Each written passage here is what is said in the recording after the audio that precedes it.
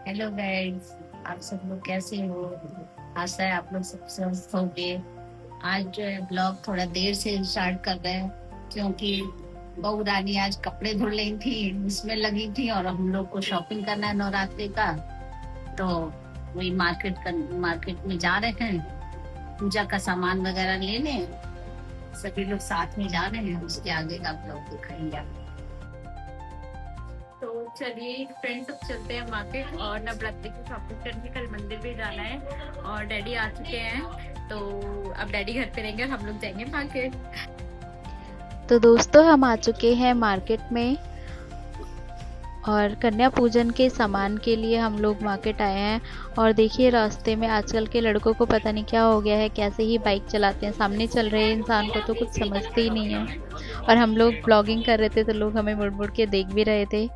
ये देखिए हम लोग शॉप पे रुके और कुछ सामान खरीदना था तो शायद मम्मी को पसंद नहीं आया, इसलिए हम लोग आगे चले गए और हमने यहाँ से माता के श्रृंगार के लिए सामान खरीदा। और ये देखिए चूड़ी खरीदी, चूड़ियाँ बहुत ही सुंदर, बच्चों की चूड़ियाँ बहुत ही खूबसूरत थी यहाँ पे। हम लोगों ने ये सारा सामान खरीदा और माता रानी की चुनरी खरीदी। चुनरी बहुत ही सुंदर, कई सारी चुनरियाँ थी, बहुत रंग बिरंगी, और हमें समझ ही नहीं आ रहा था कि कौन सी चुनरी खरीदें।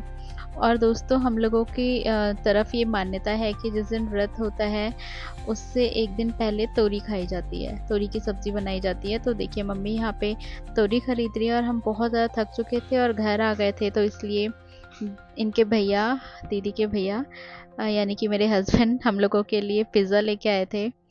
और बहुत ज़्यादा भूख लगी थी और उस टाइम बहुत ज़्यादा थके हुए थे तो खाना बनाने का मन नहीं था।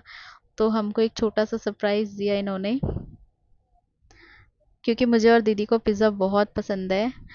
और फिर अगले दिन हम लोग निकल गए माँ धारी देवी के दर्शन के लिए। धारी देवी माता के बारे में आप लोगों ने ज़रूर सुना होगा। अगर आपने नहीं सुना है तो आप गूगल पे सर्च कीजिए या यूट्यूब पे देखिए। धारी देवी उत्तराखंड की देवी हैं और उनकी बहुत ज़्यादा मान्यता है। हम सुबह निकले थे तो बहुत अच्छा मौसम था, देखिए बादल किस तरीके से घिरे हुए हैं, बहुत प्यारा ही व्यू आ रहा था। और फिर हम पहुंच गए हैं धारी देवी माता के मंदिर।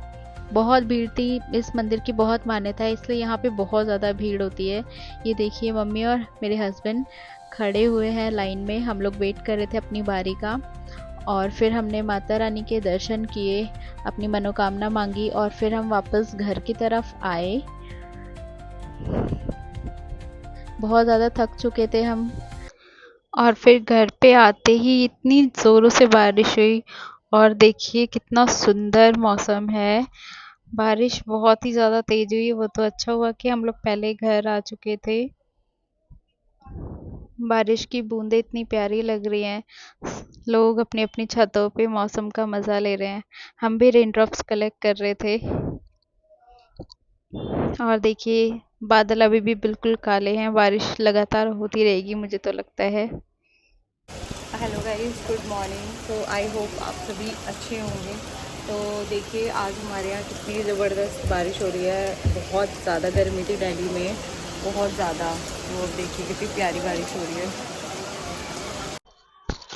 तो दोस्तों अगले दिन हमारे घर पे था कन्या पूजन और हमने सोचा था कि हमारे घर पे सिर्फ 5 या 7 कन्याएं ही आएंगी, क्योंकि यहाँ पर कन्याएं बहुत ही मुश्किल से मिलती हैं।